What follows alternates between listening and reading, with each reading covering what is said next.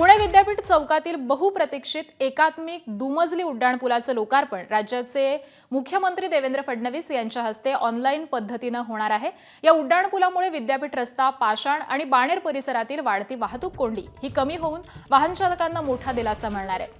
हा महत्त्वाकांक्षी प्रकल्प पुणे महानगर प्रदेश विकास प्राधिकरणानं पूर्ण केलेला आहे, तर शहरातील वाहतूक व्यवस्थेला गती देण्यासाठी हा पूल महत्त्वाचा टप्पा ठरणार आहे। या उद्घाटन सोहळ्यास केंद्रीय राज्यमंत्री मुरलीधर मोहोळ, उपमुख्यमंत्री एकनाथ शिंदे, त्याबरोबरच उपमुख्यमंत्री आणि पुण्याचे पालकमंत्री सुनेत्रा पवार प्रमुख अतिथी म्हणून उपस्थित आहेत।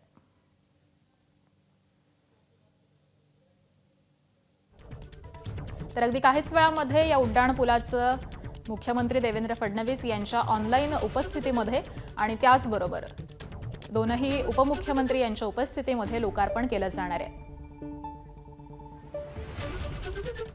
आणि दरम्यान एकात्मिक दुमजली उड्डाणपूल अजित पवारांच्या संकल्पनेमधून तयार झालेला आहे, म्हणून या उड्डाणपुलाला अजित पवारांचं नाव द्या अशी मागणी केंद्रीय राज्यमंत्री मुरलीधर मोहोळ यांनी केली आहे। विद्यापीठ चौकातील उड्डाणपुलाला अजित पवारांचं नाव द्या असं मोहोळ यांनी म्हटलेलं आहे।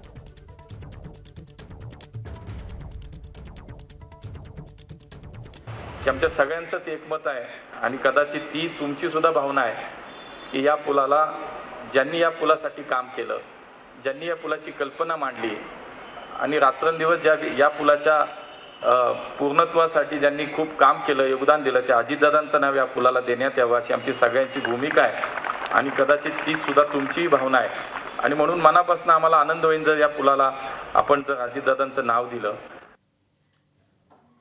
आणि यानंतर आपण थेट ही कार्यक्रम स्थळाची दृश्य पाहतोय। उपमुख्यमंत्री सुनेत्रा पवार, माधुरी मिसाळ आहेत, राज्यमंत्री मुरलीधर मोहोळ दिसतात। या सगळ्यांच्याच उपस्थितीमध्ये आज या उड्डाणपुलाचं लोकार्पण केलं जाणार आहे। मुख्यमंत्री देवेंद्र फडणवीस हे देखील ऑनलाईन पद्धतीनं या पुलाचं लोकार्पण करणार आहेत। अतिशय महत्त्वाचा असा हा दुमजली उड्डाण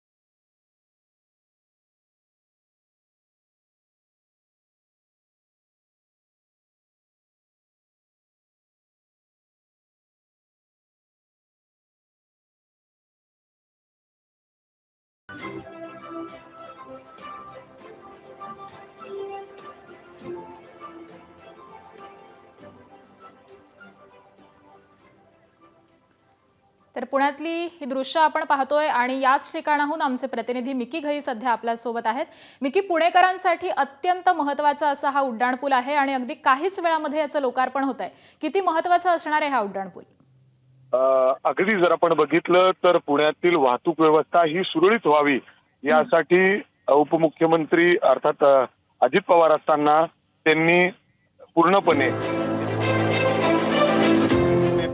हा उड्डाणपूल या ठिकाणी उभा करण्यात आलेला आहे आणि आज मुख्यमंत्री देवेंद्र फडणवीस यांच्या हस्ते त्याचबरोबर सुनेत्राताई पवार जे उपमुख्यमंत्री आहेत ते देखील या ठिकाणी उपस्थित आहेत। मुरलीधर मोहोळ केंद्रीय राज्यमंत्री ते देखील उपस्थित आहेत। परंतु आज जर आपण बघितलं तर बाणेर आणि औंधहून थेट शिवाजीनगरकडे जाणारा हा सर्वात मोठा पुण्यातील उड्डाणपूल आहे। हिंदवी स्वराज्याचे सरसंस्थापक छत्रपती शिवरायांना मानाचा मुजरा करतो।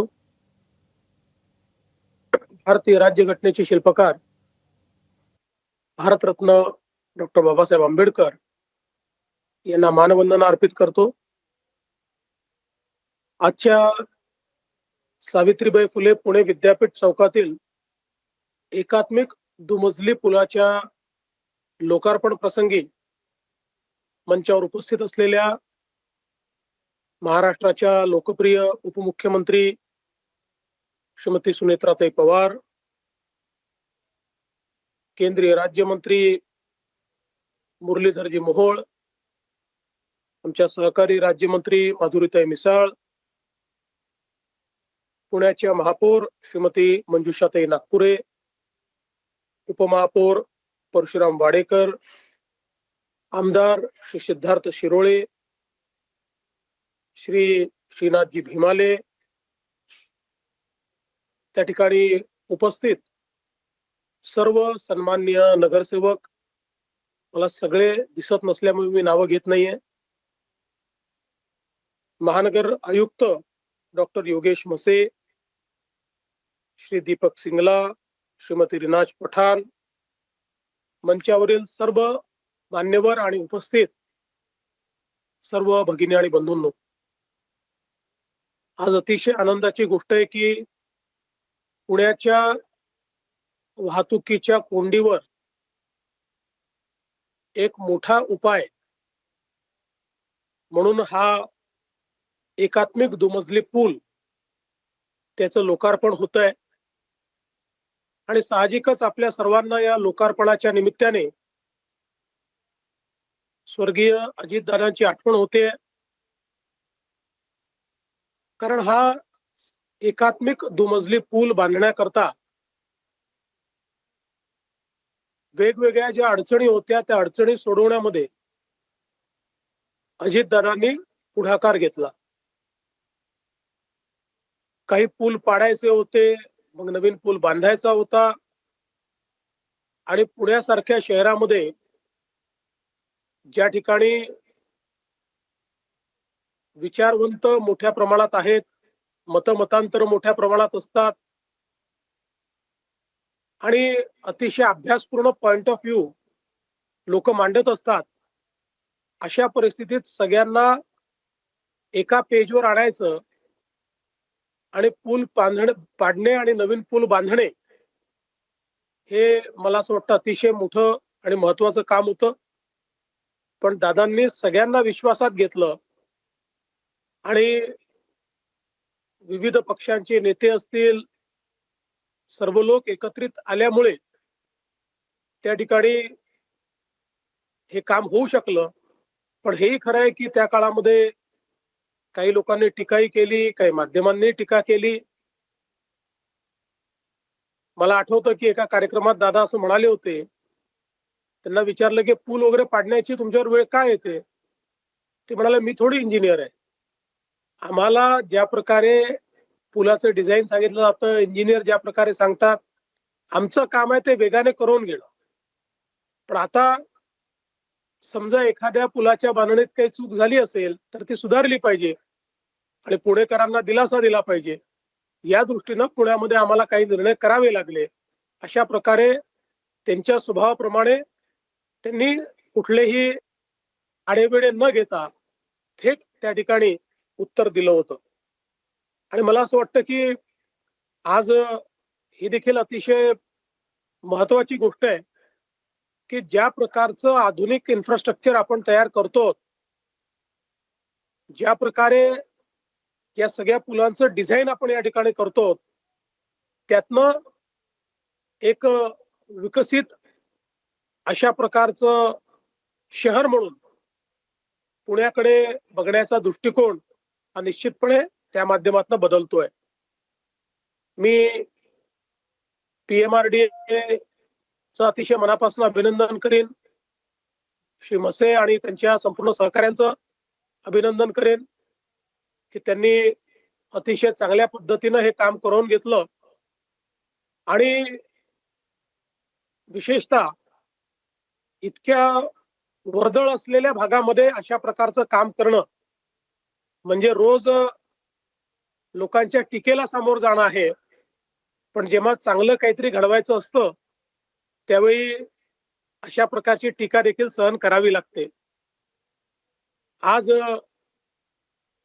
पुणे हे सर्वात झपाट्याने बदलणारं आणि विकसित होणारं शहर आहे. मगाशी मुरली अण्णा सांगत होते, आज आपण जर बघितलं तर आयटीची जी वेव होती ती वेव आता बदलते आणि त्याचं नवीन स्वरूप हे आता जीसीसी मध्ये रूपांतरित झालंय.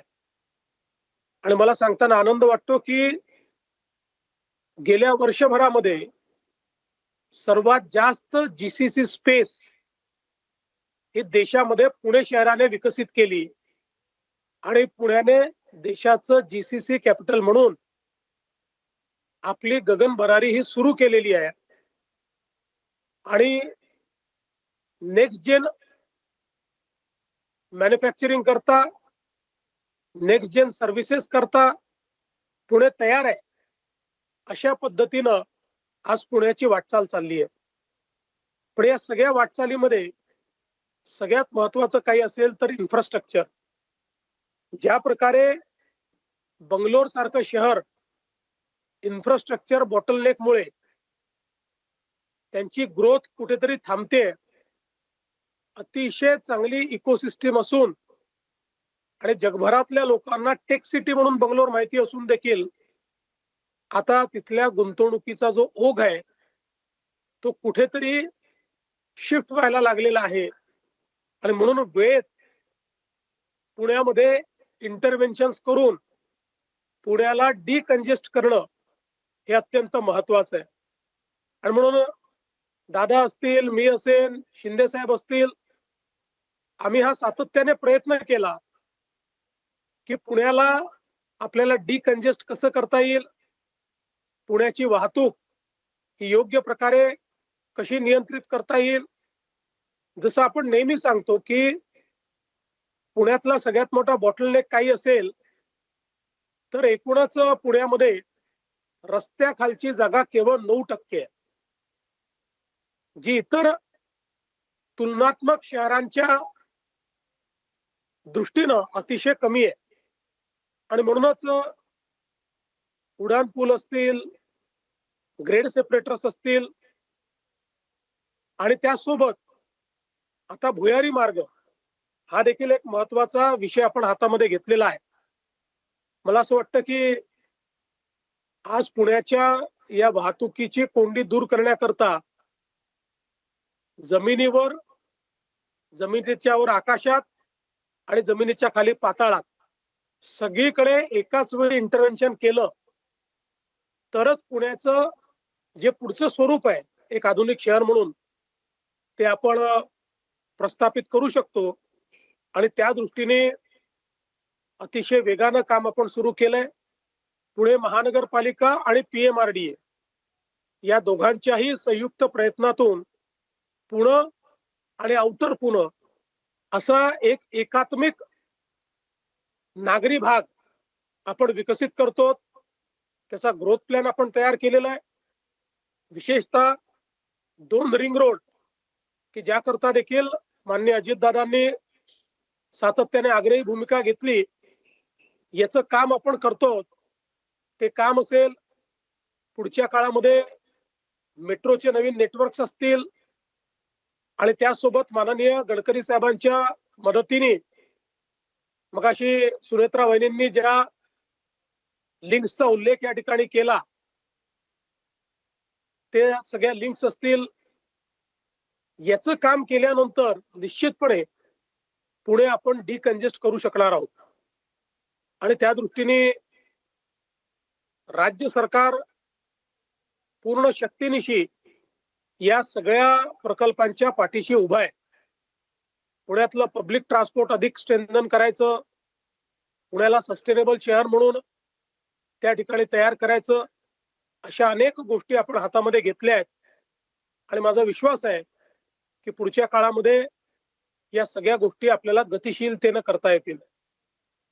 खरं म्हणजे आपल्या एकूण पद्धतीमध्ये आता एक महत्वाचा सुधार करण्याची आवश्यकता आहे की प्रोजेक्टचं लाईफ म्हणजे कन्स्ट्रक्शनचं जे लाईफ आहे किंवा कन्स्ट्रक्शनचं जे सायकल आहे हे सायकल पुढच्या काळामध्ये 2.5 ते 3 वर्ष असलं पाहिजे.